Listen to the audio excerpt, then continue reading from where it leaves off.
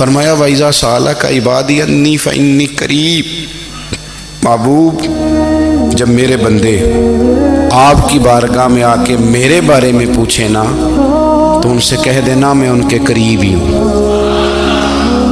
قریب ہی ہوں۔ دلیل کیا ہے؟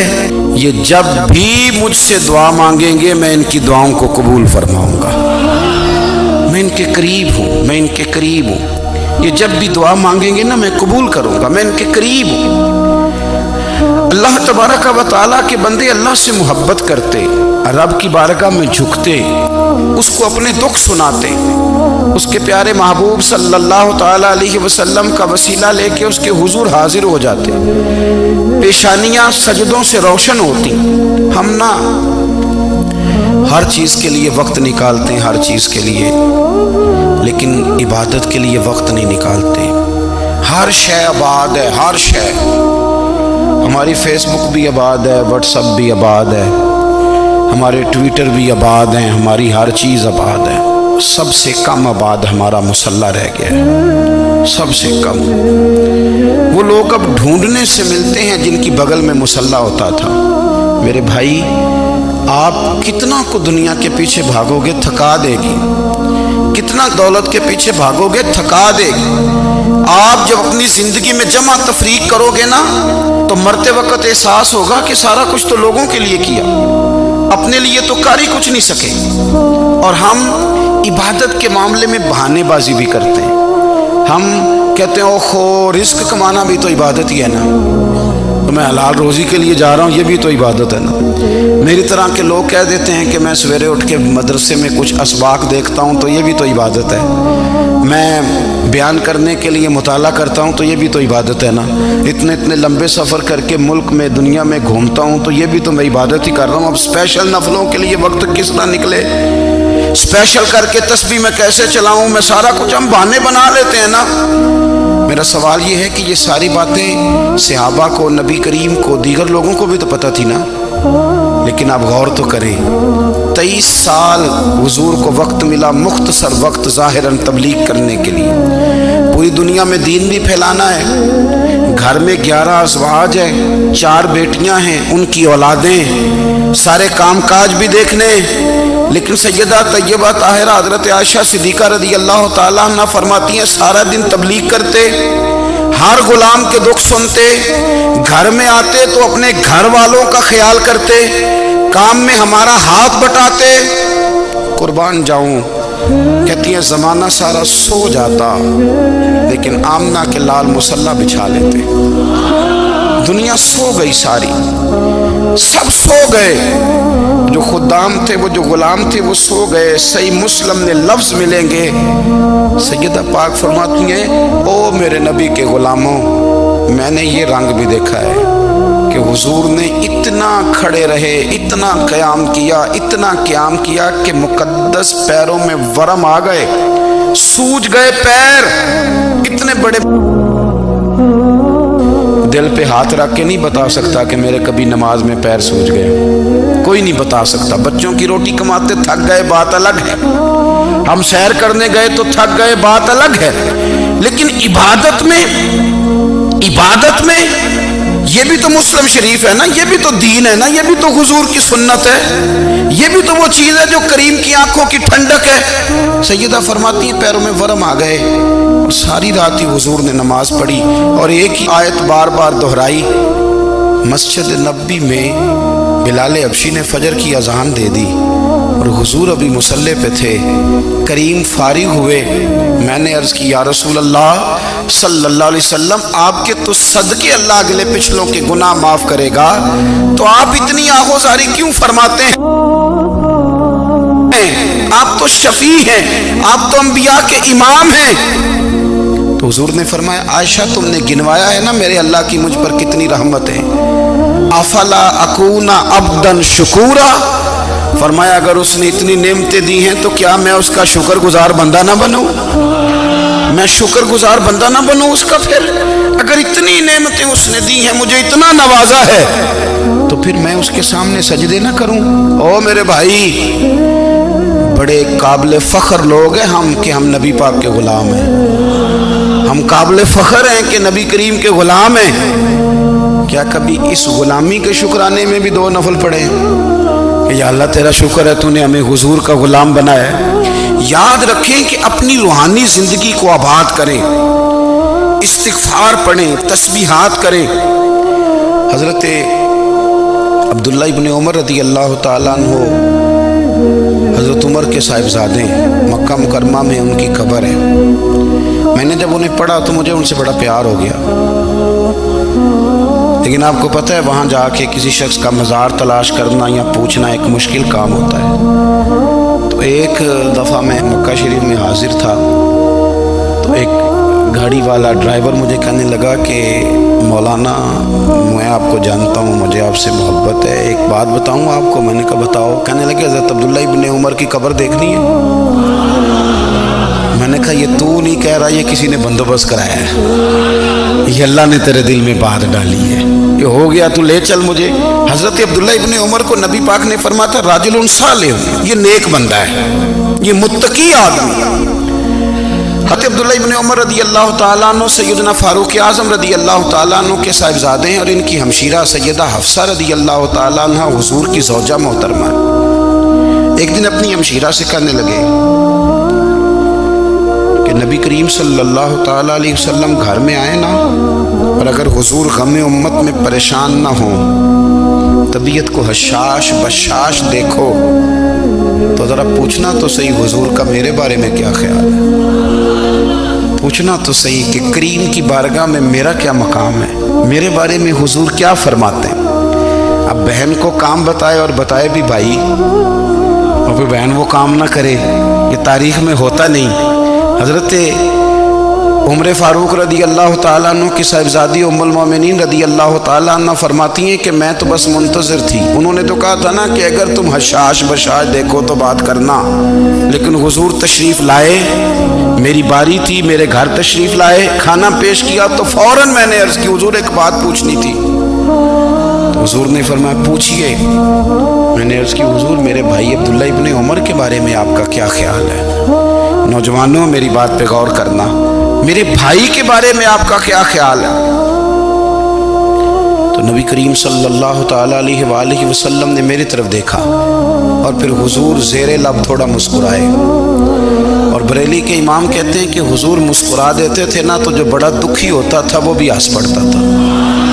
اب سوال پیدا ہوتا تھا کہ پھر تو اس مسکراہٹ کے لیے انتظار کرنا پڑتا ہوگا کئی مہینے کہ حضور مسکرائیں تو رونے والے ہنسیں، تو اعلیٰ حضرت فرماتے نہیں، انتظار نہیں کرنا پڑتا، یہ مسکراتے رہنا تو حضور کی عادت ہے۔ جس کی تسکین سے روتے ہوئے ہنس پڑے، اس تبسم کی عادت پہ لاکھوں سلام۔ یعنی یہ تو عادت ہے حضور کی مسکراتے رہنا، اس کے لیے انتظار نہیں کرنا پڑتا۔ بھائیو آپ خیال رکھیں گے، غور کریں گے، حضرت عبداللہ ابن عمر رضی اللہ تعالیٰ عنہ کے بارے میں پوچھا تو سیدہ فرماتی ہیں کہ نبی کریم صلی اللہ تعالیٰ علیہ وسلم نہ زیر لب مسکرائے اور فرمایا حفصہ تیرا بھائی ہے تو اچھا، لیکن میں نے سنا ہے کہ عشاء کی نماز پڑھتا ہے تو فجر تک سویا ہی رہتا ہے۔ او نوجوانوں، 10 بجے تک سونے کی بات نہیں ہوئی، 9 بجے تک سونے کی بات نہیں ہوئی، 11 بجے اٹھنے کی بات نہیں۔ حضور فرمانے لگے میں نے سنا ہے کہ عشاء کی نماز پڑھ کے سو جاتا ہے اور فجر تک سویا ہی رہتا ہے، اسے چاہیے کہ تہجد کے وقت اٹھا کرے، اللہ کی بارگاہ میں حاضر ہوا کرے، آہوزاری کرے، سجدے کرے، عبادت کرے، اٹھتا ہے اور فجر میں جا کے اٹھتا ہے۔ حضرت جناب حفصہ رضی اللہ تعالیٰ عنہ کہتی ہے میں نے جناب عبداللہ ابن عمر کو پیغام دیا اور میں نے کہا میرے جوان بھائی سن، نبی پاک نے فرمایا ہے تو اچھا پر تہجد میں نہیں اٹھتا، نفل نہیں پڑھتا۔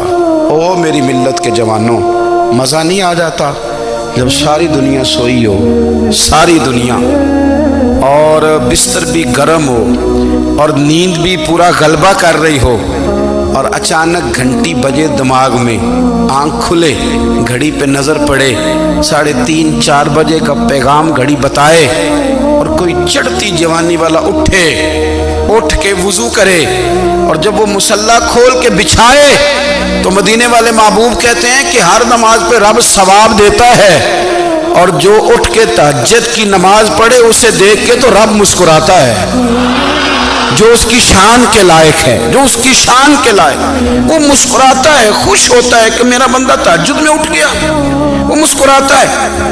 کاش ہماری صبحیں کبھی اپنے مالک کے نام ہو جائیں، کاش کہ صبح حضرت ابو الحسن رحمۃ اللہ تعالی علیہ حضرت معاذ ابن جبل رضی اللہ تعالیٰ عنہ کے پاس بیٹھا کرتے تھے، فرماتے ہیں ان سے جو پیار بڑھا تو پھر میرا مصلی سے بھی بڑھ گیا۔ تابعی ہیں، فرماتے ہیں صحابی رسول سے محبت ہوئی تو ذکر سے بھی ہو گئی، پھر درود شریف سے بھی ہو گئی، محبت ان سے بڑھی تو پھر اللہ نے مسجد کا پیار بھی بڑھا دیا۔ آپ فرماتے ہیں کہ میری ہر وقت بھی یہ چاہتی تھی کہ بس اللہ اللہ کروں، بس اللہ اللہ کروں، بس نہ میں ذرا تھوڑی جان چھڑاؤں لوگوں سے، کوئی 10 منٹ ملے تو میں کچھ 4 نفل پڑھ لوں، میں تھوڑا سا نہ بچوں لوگوں سے، اور مجھے تسبیح ملے تو میں نہ کچھ 400-500 دفعہ استغفار پڑھوں، سبحان اللہ، الحمدللہ، اللہ اکبر، لا حول ولا قوت الا باللہ، میں نہ تسبیحات پڑھوں۔ فرماتے ہیں کہ بچے تھے گھر میں 6-7، غربت تھی، کام ملتا کوئی نہیں تھا، اور میں کام چور نہیں تھا، کام ڈھونڈتا تھا، پر اللہ کی قدرت کے کام نہیں ملتا تھا۔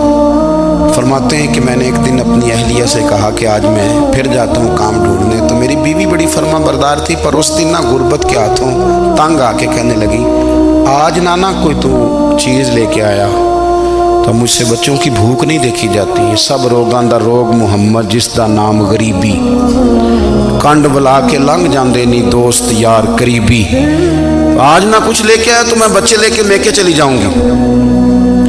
شیخ فرماتے ہیں کہ میں بڑا پریشان گھر سے نکلا، پر میں نے صبح سے لے کے زور تک کام ڈھونڈا، کام ملا کوئی نہیں، تو میرے دل میں خیال آیا چلو کام نہیں ملتا تو اللہ اللہ تو کرے نا، چلو بندوں کی مزدوری نہیں ملتی تو رب کریم کی عبادت ہی کرتے ہیں۔ فرماتے ہیں کہ میں نے نا فرات کے پانی سے وضو کیا، نہر کے، شدید دھوپ تھی، ساتھ ریت تھی اور ریت تپ رہی تھی، میں نے اپنا رومال وہیں مصلی کے طور پر بچھا لیا، اور فرماتے ہیں کہ زور سے لے کر عصر تک نماز پڑھی، دھوپ بھی پورے زور پہ، پر میرے سجدے کا ذوق بھی پورے زور پہ۔ فرماتے ہیں سورج بھی چمک رہا ہے اور رب کی عبادت کا ذوق بھی پورے زور پہ، میں سجدہ کروں تو پھر میرا اٹھانے کو جی نہ چاہے۔ میرے استاد لکھا کرتے تھے، یہ ان کا شعر ہے، وہ کہا کرتے تھے مجھے سوز دے، مجھے ساز دے، اور مجھے نیم شب کا نیاز دے، دم سجدہ خود کو میں توڑ دوں، مجھے ایسا ذوق نماز دے، اور میں تیری بہار کا پھول ہوں، میں کھلا بھی ہوں تو تیرے لیے، مجھے میری شاخ سے توڑ لے، مجھے اپنی زلف کا ناز دے۔ بھائی فرماتے ہیں کہ عصر تک میں نے نفل پڑھے، دل ڈھلنے لگا، عصر کی نماز پڑھی اور میں وہاں سے چلا۔ اب میں جب نکلنے لگا تو دل میں خیال آیا کہ چھوٹی چھوٹی دیواریں ہیں گھر کی، بغیر کچھ لیے جاؤں گا تو بیوی دور سے دیکھے گی تو شور کرے گی کہ پھر خالی ہاتھ آ گیا ہے۔ کہتے میں نے اپنے اسی رومال میں جس پہ میں نے نماز پڑھی تھی نا، رومال میں کیا کہتے پنجابی جو صافہ کہتے ہیں، اسی میں نا میں نے کچھ ریت بھر لی کہ وہ دور سے دیکھے گی تو سمجھے گی کچھ لے کے آیا ہے، چلو جا کے اسے بتا دوں گا کہ آج پھر مزدوری نہیں ملی۔ کہتے ہیں وہ ریت لے کر جب میں گھر میں گیا تو پہلے بیوی دروازے پہ کھڑی ہوتی تھی، پوچھتی تھی خالی ہاتھ آ گئے ہو؟ آج میں نے دیکھا تو ہے ہی کوئی نہیں۔ فرماتے ہیں میں اندر داخل ہوا، سلام لیے، کونے میں میں نے وہ رومال رکھ دیا اور میں نے آواز دی کہ بھلی مانس کہاں ہو؟ تو وہ کہنے لگی آپ منہ ہاتھ دھو لیں، میں روٹی لے کے آئی۔ میں نے کہا روٹی کہاں سے آ گئی؟ یہاں تو کئی دنوں کے فاقے، تو کئی دنوں کی غربت ہے، یہاں تو اس گھر میں تو فقیری ہے۔ فرماتے ہیں کہ وہ روٹی لے کے آئی اور اس وقت کی جو موجودہ نعمتیں تھیں، سمجھ لیں سلاد، اچار، ہر چیز ساتھ لائی۔ میں نے کہا کہ بچے کہاں گئے؟ کہنے لگی وہ کھانا کھا کے کھیلنے گئے، آپ کھانا کھا لیں آ جاتے۔ کھانا اس نے چن دیا۔ میں نے حیرت انگیز لہجے میں ساری نعمتیں اپنے دسترخوان پہ دیکھ کر کے بیوی سے پوچھا یہ کہاں سے آیا کھانا؟ بچوں کو تو نے کہاں سے کھانا کھلایا؟ یہ سارا کچھ کیسا ہے؟ کہنے لگی پتہ نہیں آج آپ کس کریم کی مزدوری کرنے چلے گئے تھے، پتہ نہیں کس کریم کی، میرے گھر میں تو اتنی نعمتیں آئی ہیں کہ مجھ سے سنبھالی نہیں جا رہی، اتنا اناج ہے، اتنا گندم ہے، کس کریم کے دروازے آج چلے گئے تھے؟ یہ کہتے کہتے وہ اٹھی اور اٹھ کر کے کہنے لگی پہلے ہی بڑا کچھ آیا تھا، اب کیا لے آئے ہو؟ اور جا کر کے نا اس نے وہ ریت والا رومال کھولا، کہنے لگے میں تو لے کے آیا تھا ریت، تو میرے رب نے اسے بھی سونے اور ہیرے بنا دیا تھا۔ جب آپ کی توجہ اللہ کی جانب، میرے نبی پاک صلی اللہ تعالی علیہ وسلم نے فرمایا ہر چیز اپنے رب سے مانگ، ہر چیز مانگ، ہر چیز مانگ۔ یا رسول اللہ کیا کچھ؟ میرے محبوب نے فرمایا تیرے گھر میں نمک بھی ختم ہو جائے تو وہ بھی اپنے رب سے مانگا کر، تو مانگنا وہ تجھے دے گا، تو اس کی بارگاہ میں کشکول طلب دراز تو کرنا۔ اور ترمذی شریف میں عجیب لفظ ہیں، رسول کائنات نے فرمایا، رب کریم فرماتا ہے جب میرا بندہ ہاتھ اٹھاتا ہے نا تو مجھے حیا آتی ہے کہ میں خالی کیسے لوٹا دوں اس کے۔ اتنے بڑے بادشاہ کی بارگاہ میں دعا کی بڑی طاقت ہے۔ میرے نبی پاک نے فرمایا دعا مومن کا ہتھیار ہے، دعا مومن کا، دعا مومن کا۔ حضور نے فرمایا تقدیر کو سوائے دعا کے کوئی چیز نہیں بدل سکتی، دعا مومن کا ہتھیار ہے، یہ کافر کے پاس کوئی نہیں، یہ ہتھیار ہے مومن کا۔ اللہ کرے آپ کو سمجھ آئے، پھر سنیں، کئی بار کہہ چکا ہوں یہ ہتھیار ہے۔ کافر کے مقابلے میں جو تیرے پاس سب سے بڑا ہتھیار ہے وہ دعا ہے۔ دعائیں کرانی چھوڑ دی، کرنی چھوڑ دی، لینی چھوڑ دی۔ حضرت سیدنا انس بن مالک رضی اللہ تعالیٰ عنہ فرمایا کرتے تھے میں نے وہ رنگ دیکھا ہے جب حضور دعا مانگتے تھے اور حضور کی مقدس آنکھوں میں آنسو بھی ساتھ ہی بہا کرتے تھے، میں نے وہ انداز دیکھا ہے۔ بھائی اپنا مصلی کا، عبادت کا، وظائف کا، اللہ اللہ کا سلسلہ اس کو مضبوط کریں، اپنی دعاؤں کے تعلق کو مضبوط کریں۔ دعائیں بڑے انقلاب برپا کر دیتی ہیں۔ ہم تھوڑے تھوڑے نا جب سے خشک ہوئے ہیں نا، خشک، اور میری تو جماعت ہی صوفیاء کی جماعت تھی، ہم تو داتا علی اجمیری کی جماعت سے، ہم تو خواجہ اجمیری کی جماعت سے، ہم تو شیخ احمد فاروق سرہندی کی جماعت سے، ہم تو صوفیاء کی جماعت۔ ہماری جماعت نے بھی وہ تعلق جو ہمارے بزرگوں نے بنایا تھا۔ بزرگ اللہ کے قریب کیسے جاتا ہے؟ تو ہمارے یہاں نا بہت سارے لوگ کہتے ہیں جی نظر ہو گئی تو کام ہو گیا۔ بھائی جو بخاری مسلم میں طریقہ ہے نا اللہ کا قرب پانے کا وہ تو نفل ہے۔ نبی کریم علیہ السلام نے فرمایا بندہ نفلوں کے ذریعے رب کے قریب جاتا ہے، اور اتنا قریب جاتا ہے کہ پھر اللہ اس کی زبان بن جاتا ہے، اللہ اس کی آنکھیں بن جاتا ہے، کان بن جاتا ہے، ہاتھ اور پیر بن جاتا ہے۔ تو یہ تو عبادت ہے، یہ تو اللہ کی بارگاہ کی حاضری ہے جو آپ کو اللہ کے قریب کرے گی۔